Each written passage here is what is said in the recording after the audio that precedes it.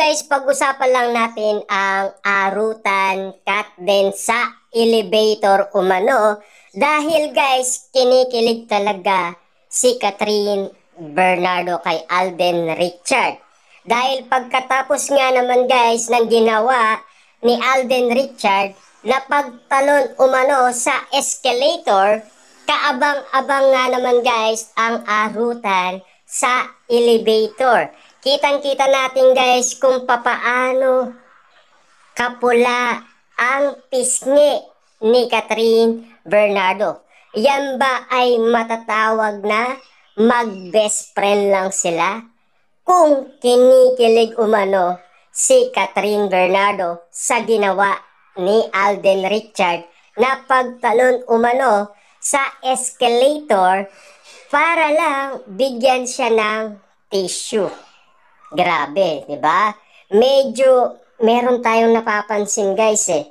Lahat na lang guys ng mga moment ng cut din, kitang-kita natin guys kung papaano kinikilig si Catherine Bernardo.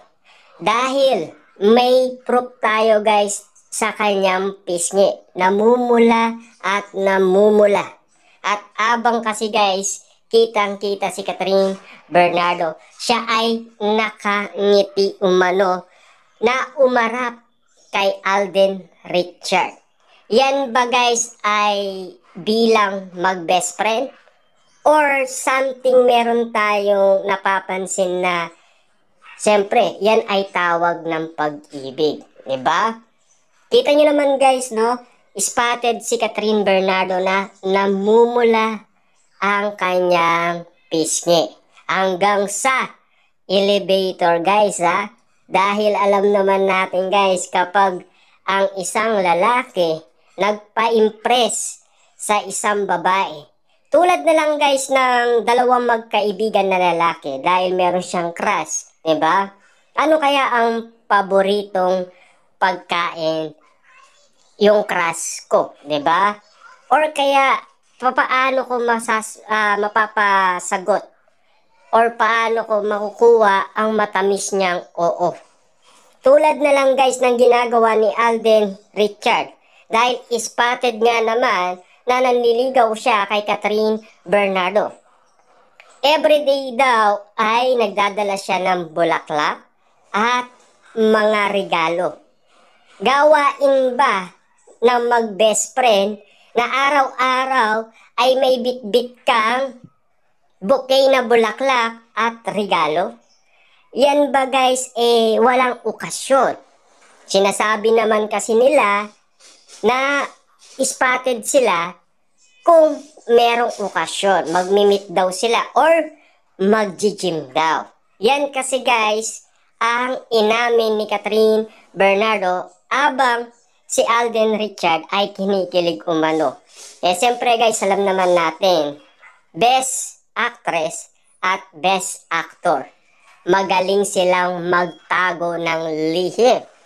Dahil siyempre guys, artista nga naman kasi. Pero sa kanilang reaction umano, kitang-kita naman natin guys diba?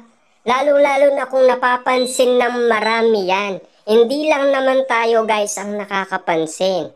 Madami ang nakakapansin umano. At siyempre, dahil pabor nga naman kasi guys sa Cut Den fans, yung mga nakikita nila at napapansin nila. Kaya nga naman guys, spotted si ate sa SM Caloocan kung ano daw ang masasabi niya sa Cut Den. Ang sinisigaw guys ng fans, Catherine, Alden, magpakasal na kayo, kami ang bahala sa pare. Ibig sabihin guys, lahat ng Cut Den fans na nandoon mismo ay nagkanya-kanya. Ibig sabihin lang nun ay gusto nila totohanin na ng Cut Den ang kanilang relationship. At siyempre, ayon din sa prediksyon ng Amerika, magpapakasal sila, magiging sila, at siyempre, magkakaroon daw ng anak. At alam naman natin guys, matagal nang minanifest yan ng mga Katden fans. Talagang malakas ang kanilang panalangin. Kitang-kita naman natin kasi guys kung ano na ang resultang nangyayari kina Kathryn Bernardo at Alden Richard. Lahat naman guys na nakikita natin hindi gawain ng mag-best friend yan. At siyempre, nang dahil spotted nga naman kasi sila guys na meron silang movie, ang iba kasi walang idea. Ibig sabihin, ang kaya lang nilang sabihin dahil may movie sila. Pero tayo, may kakaiba tayong napapansin. Tulad ng mga nangyari na wala pa silang movie. Diba? Mga spotted nga naman na noon pa man ay pinag-usapan na.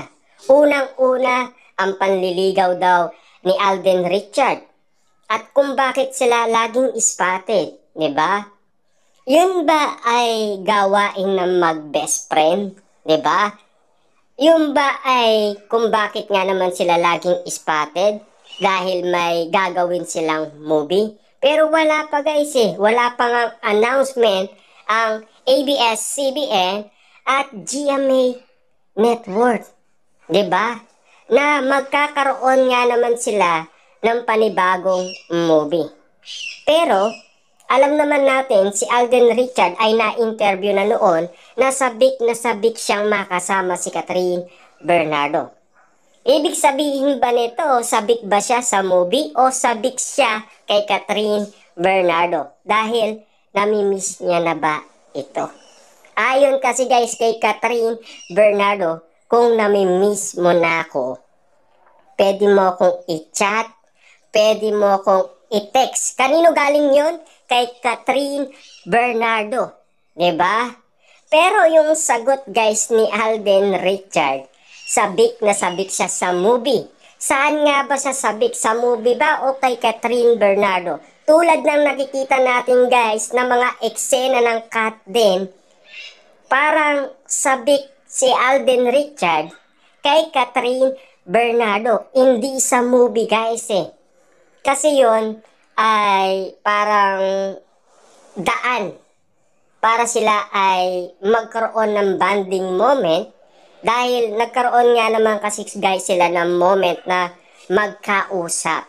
At lalo-lalo guys spotted sila sa Calgary, Alberta, Canada sa may downtown na sila ay naglalakad umano at nagdi-date. At sino ang kasama nila? Wala. Ibig sabihin sila lang dalawa. Spotted nga naman kasi guys dahil pinagkaguluhan sila ng mga fans nila sa Canada. Kitang-kita kasi guys ang moment. Lalo-lalo na guys dito sa elevator, meron pang arutan na may kasamang kilig. Diba? Kitang-kita naman natin guys kung papaano kinikilig si Kathryn Bernardo habang pinagmamasdan niya si Alden Richard. Ito ba ay may katotohanan na? Ito ba talaga ay sinasadya or kusang nangyayari na lang? 'Di ba? Alam naman natin guys si Alden Richard kung gustong-gusto niya yung babae, magpapa-impress yan. 'Di ba? At siyempre, ang unang balita sa kanila guys, nanliligaw si Alden Richard. Yun ba ay, yung panliligaw ni Alden Richard ay bilang mag-best friend lang sila? Ayon kasi guys kay Alden Richard noon, gusto niyang i-direct si Kathryn Bernardo. Yung panliligaw ba ni Alden Richard para lang ma-direct si Kathryn Bernardo? Yun ba yung meaning nun na ginagawa ni Alden Richard kaya naman nagpapa-impress siya kay Kathryn Bernardo? Wala bang ibig sabihin ito? 'Di ba? Sa lahat ng napapansin natin, lahat ng nakikita natin, medyo may pagkakaiba. Sila na mismo ang nagsabi niyan. Magkaiba kasi yung una at ikalawa. Kasi itong ikalawa, meron silang bonding moment na katakataka na